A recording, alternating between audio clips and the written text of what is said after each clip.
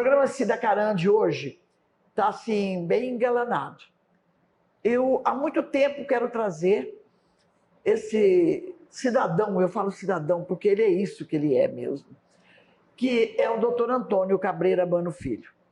Mas houveram alguns desencontros e hoje eu estou sendo recebida aqui por ele em sua casa, em São José do Rio Preto, e nós vamos agora bater um papo e vocês vão conhecer melhor quem é Dr. Antônio Cabreira Mano Filho.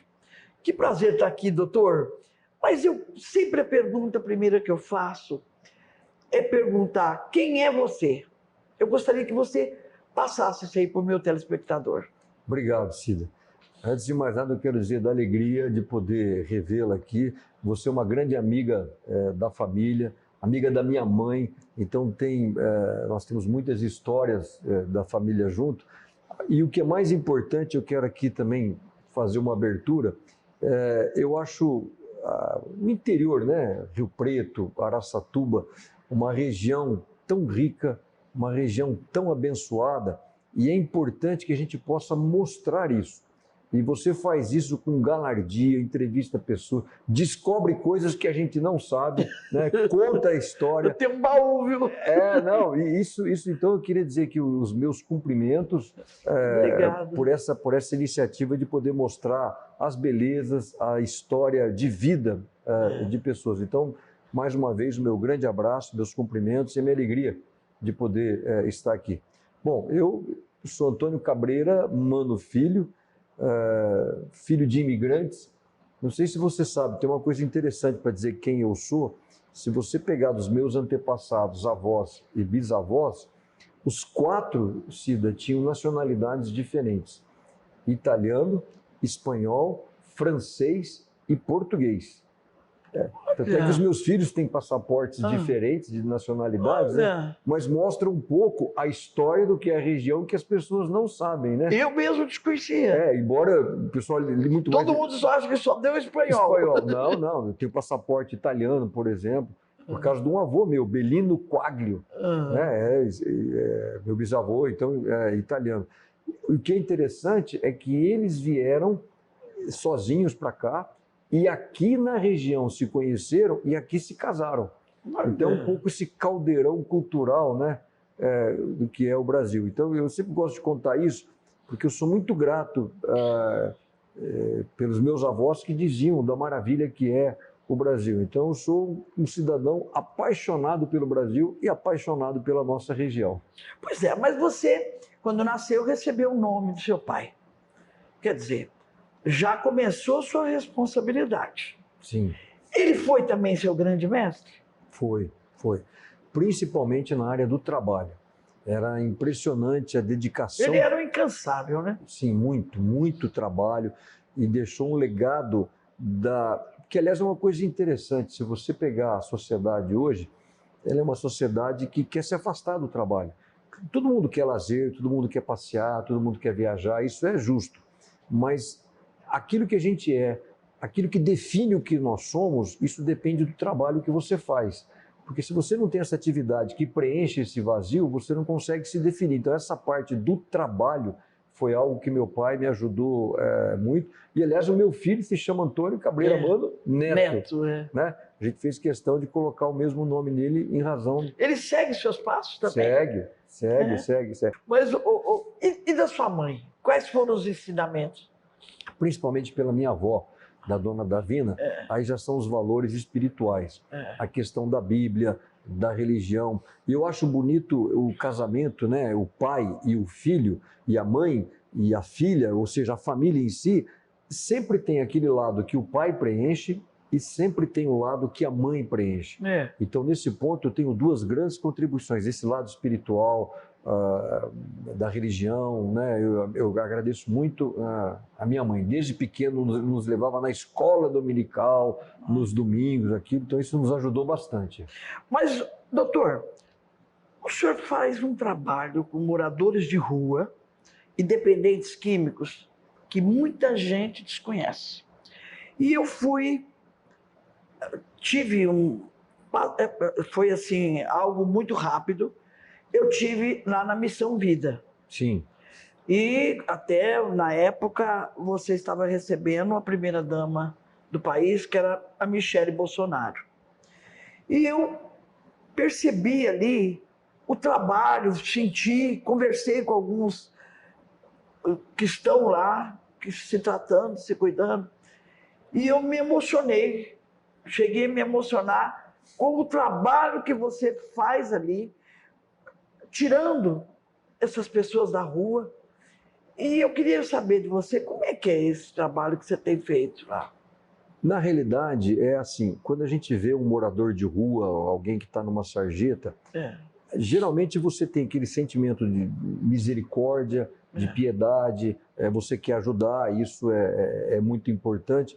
Mas o que a gente tem que ver ali naquela pessoa não é só, às vezes, uma boca que tem que ser alimentada porque eles estão realmente passando fome.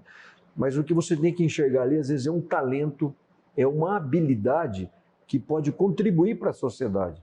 Então a missão vida é isso, não é só distribuir um sopão, dar um banho, cortar um cabelo, arrumar os dentes, não. É o depois. Porque tudo isso você faz. Faz tudo. E para ter uma ideia como aumentou, a gente acabou inaugurando lá um pouco antes da pandemia. Depois da pandemia aumentou muito, nós duplicamos e agora em janeiro nós estamos triplicando os acolhidos, como a gente chama lá. E você sabe que na inauguração da Missão Vida aconteceu algo muito importante, porque a maioria das pessoas elas não acreditavam que aquilo ia ficar em pé. Muitas pessoas não estavam assim, acreditando na importância e no fato de recuperar. No último dia, no dia da inauguração, que era tarde, a gente acabou recebendo lá um pessoal que veio como pedreiro, carpinteiro, para fazer aqueles retoques finais.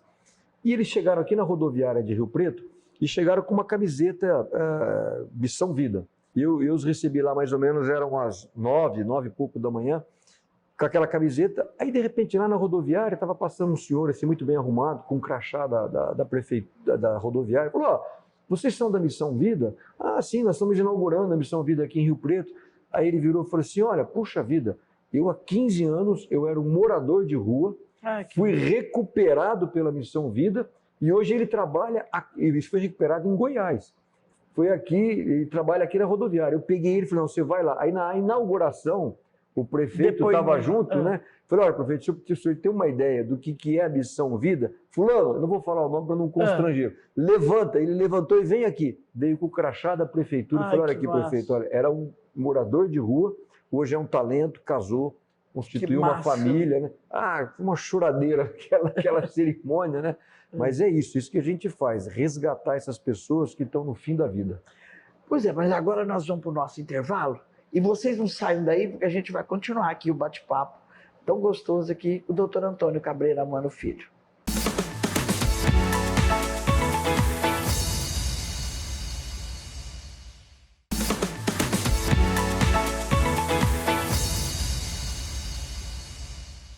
Mas, doutor, a gente não pode de jeito nenhum conversar um pouquinho com você, essa oportunidade que você está me dando, se a gente não falar um pouquinho de política, né? Tá bom. Então, e eu queria saber de você, está afiliado em algum partido? Não estou, entendeu? Eu acho que a parte política foi assim já uma fase que eu contribuí. Acho que a gente não pode se omitir, a gente tem que continuar participando, mas realmente hoje estar na vitrine política, participar de um partido ou eventualmente numa candidatura, não. Essa fase ela realmente já passou. Mas nenhuma pretensão política? Nenhuma. Porque você sabe, a gente tem prestado atenção, por exemplo, dias atrás você recebeu aí uma premiação, aliás, merecida. Você que batalha pelo agronegócio hoje, que eu percebo que está ficando, se as coisas continuarem do jeito que estão, vão ficar meio esquecidos.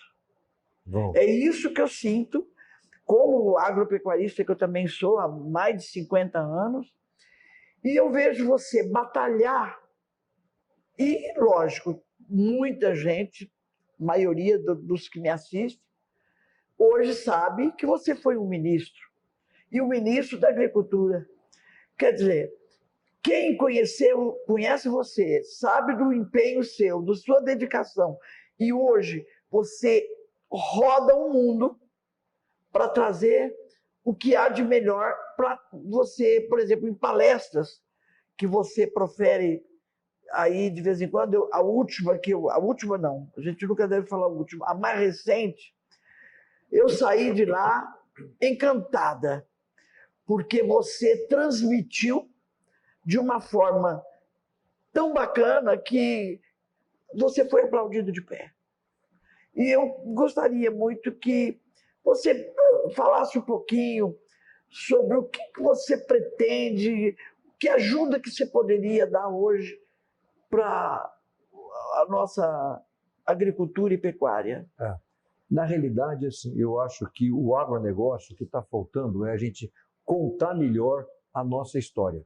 Nós não sabemos contar, porque diferente dos meus pais e dos meus avós, o mundo mudou. A maioria das pessoas hoje, elas vivem no asfalto, vivem na cidade, não vivem mais na área rural, né? Então isso ficou, as pessoas se esquecem do que era o agro. Então nós precisamos novamente contar para essas pessoas a história do agronegócio. Então, na realidade, o que a gente quer é contar a história novamente do agronegócio e da importância daquilo. Hoje, para você ter uma noção, o Brasil manda comida, alimento para mais de 200 países. Então, imagine hoje se você não tivesse o Brasil sendo essa potência agrícola que ele é hoje, o que seria do mundo? O Brasil hoje, então, ele é um dos sustentáculos da paz mundial, no intuito de fornecer comida para a África, para a China, para a Ásia, de uma maneira geral. Então, é um país imenso, incrível esse país que a gente tem. Pois é, mas nós vamos outra vez para o nosso intervalo comercial e a gente volta aqui com você.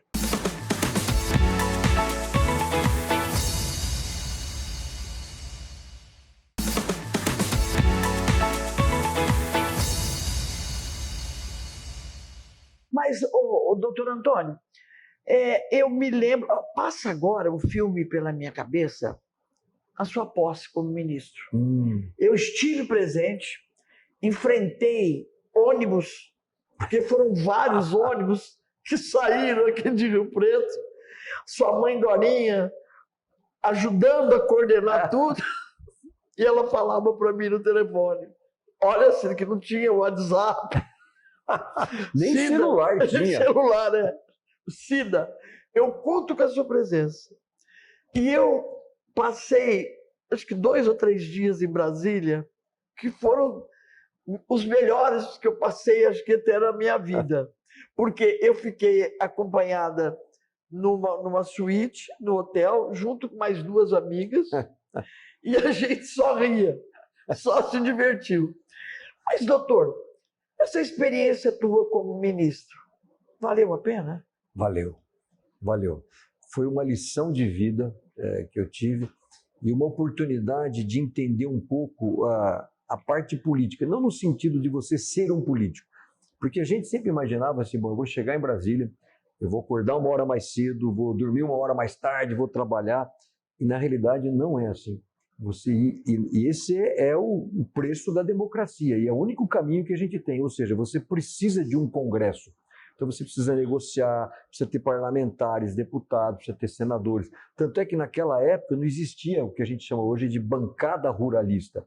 Hoje, graças a Deus, e o que ajuda muito o agronegócio é a bancada ruralista, que é um anteparo para que não se faça coisa errada, que não se faça coisa ruim para o setor. Então essa foi a importância. E também me deu a oportunidade de conhecer mais o Brasil. Porque às vezes a gente pensa que conhece o Brasil, e aí no Ministério rodei o Brasil inteiro. Então esse país é incrível, Cida. Você tem lugar aqui no Brasil onde você sai de um lugar que você está plantando uma determinada cultura e quando você chega no outro lugar, aquela mesma cultura você está colhendo. O Brasil é o único país do mundo, por exemplo, que planta soja em 2 hemisférios. A soja de Roraima, ela é plantada igual a soja norte-americana. Então, eu não sabia. É o inverso. E no Mato Grosso? Mato Grosso, a grande parte, só um pedacinho do norte. O sul você planta agora, num determinado período, enquanto você colhe lá em Roraima. Então, olha que interessante. É o único país do mundo em que acontece isso. Aqui tudo acontece também. Então, na realidade, não é um país. Isso é um continente para você ter essa dádiva de Deus de você poder ter essas coisas. Então, é isso que eu estou dizendo. Aí você começa a valorizar o país. E o meu avô, Antônio Cabreira Batista, ele sempre tinha uma frase que ele dizia o seguinte, eu gosto muito de repetir isso. A pessoa reclama, o Brasil tem muito problema. Ele sempre dizia, o Brasil é um país abençoado.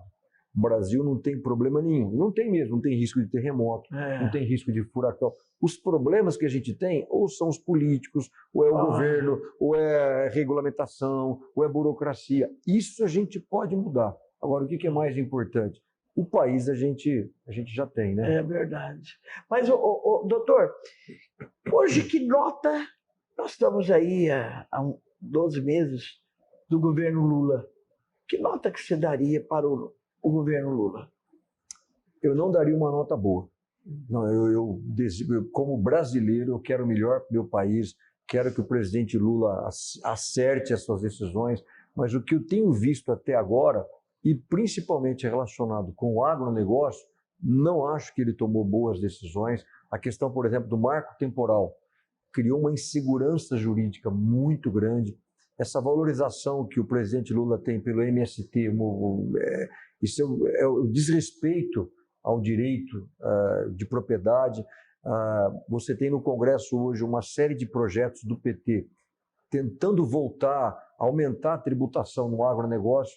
Então, se o agronegócio é um case de sucesso, né? Hoje é o que arrasta a economia, que gera superávit comercial, por que tributar, por que penalizar esse setor?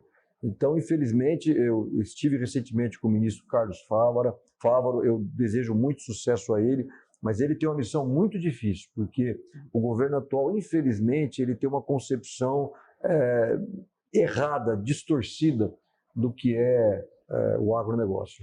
Como você tem o dom da palavra, eu sei porque eu tenho uma pessoa próxima de mim que faz parte da Igreja Presbiteriana, sim, onde você também faz parte.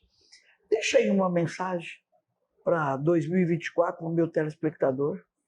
Deixo sim uma mensagem de esperança. E já que você me provocou falando da igreja, eu vou contar uma historinha rápida aqui de famílias. Você sabe que meu pai, que você conheceu muito bem, você até me contava agora antes do programa que o encontrou na Beneficência Portuguesa. Deixa eu lhe dizer uma coisa, para deixar essa mensagem final. No final da vida, meu pai teve muito problema de coração. E um dia, 5 horas da manhã, eu estava na fazenda, minha mãe me liga, falou, seu pai teve uma crise, foi internado na Beneficência, e ele está numa desritmia do coração, acelera, desacelera, e os médicos em Rio Preto não estão mais sabendo o que fazer com ele. E naquela época, o meu colega no Ministério da Saúde era o doutor Adib Jatene, o maior cardiologista. Grande, né? E ela falou, olha, tenta localizar o doutor Jatene para ele dar uma assistência para a gente ver o que faz. Eu peguei o telefone, naquela época eu não tinha celular, liguei para minha esposa, Ângela, falei, Ângela, tenta localizar o doutor Jatene, explica assim, assim, assim, e eu saindo da fazenda e vindo para Rio Preto, né? Ela falou, não, pode deixar, foi ligando, eu viajei mais ou menos uma meia hora de caminhonete, parei num posto de gasolina, liguei para ela, Ângela, você conseguiu algum contato com o doutor Jatene? Aí ela respondendo, falou, olha, não consegui. Naquele ano eu estava vendo um congresso mundial de cardiologia que era em Moscou, na Rússia, e o homenageado daquele ano era o doutor Jatene. Ele tinha ido para Moscou e a secretária falou, ele só retorna daqui 3 dias. E foi tão interessante que a minha esposa estava na fazenda do meu sogro, em Auriflama. E é uma fazenda que está mais ou menos assim, uns 3 quilômetros do asfalto, tem uma casa muito bonita, uma varandada. É perto da minha fazenda. Exatamente, Mas olha só, ela estava sentada na sala, no telefone, eu num posto de gasolina, e eu falei para ela, Ângela, vamos fazer uma oração. Aí fizemos uma oração rápida e tal, desliguei o telefone, vim para cá. A hora que ela desligou o telefone, começa a encostar uma caminhonete e desce alguém e começa a bater palma. Aí ela vai se levantando, ela vai se aproximando e vai se levantando. A pessoa está batendo palma, ela vira e fala assim, mas o senhor não é o doutor Jatene? Ele vira e fala assim, sou eu mesmo, olha, eu estou perdido, a senhora poderia me arrumar um telefone? Ela fala, doutor Chatene, nossa, eu sou esposa do Cabreira, nós estamos desesperados procurando o senhor. Aí ele vira e fala assim, foi Deus que me mandou aqui. Olha só, doutor Chatene, ele antecipou a viagem dele em 3 dias, não contou para a secretária, pegou o carro, queria conhecer uma fazenda lá próximo de Oriflama, se perdeu, foi parar na fazenda do meu sogro. Aquilo, Cida, salvou a vida do meu pai naquele dia. Então, a mensagem de esperança que eu quero deixar para você, Deus ainda aquece corações e faz coisas maravilhosas que a gente não sabe que acontece. Bom, gente, depois dessa aula, mais uma aula, eu estou aqui, vocês percebem pela minha voz, eu estou emocionada com essa história. Porque você conhece o meu pai, né? Imagina aquele... E como conheci seu pai? Um leão. E eu sempre comparei ele com meu pai. O meu pai era aquilo ali, uma edição um pouquinho piorada, porque meu pai foi bem antes do seu pai. Tá. Então eram outros tempos. Era a época do Dato Vettorazzo, do Abílio Gigante, que eram os amigos do meu pai, do Luciano Figueiredo Ferraz, que eram os mais próximos amigos do meu pai. Então, eu quero, antes de mais nada, eu quero enviar meu grande abraço para sua esposa Ângela.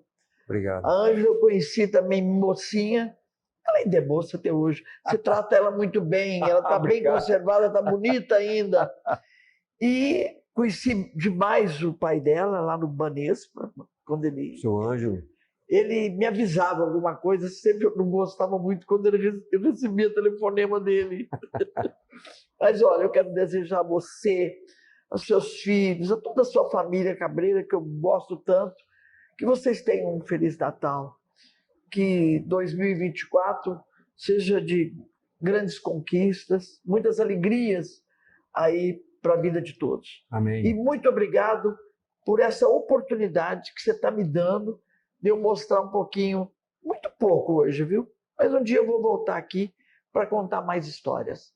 E histórias bacanas é com o Dr. Antônio Cabreira Mano Filho. Obrigado, E o programa encerra por aqui. Eu agradeço mais uma vez a grande audiência de todos vocês e fiquem ligados, todos os sábados, às 10 da manhã, aqui no SBT. Porque sempre eu vou trazer eventos, vou trazer um bate-papo tão interessante como hoje eu tive com o Dr. Antônio e conto sempre com a audiência de todos vocês. Se não deu para você assistir, acessa meu site. Lá você vai poder conferir o programa, minha coluna social e também nas redes sociais. Eu estou no Instagram, estou no Facebook, sempre mostrando o que há de melhor para todos vocês. Então, até sábado que vem, se Deus quiser, e uma boa semana para todos vocês.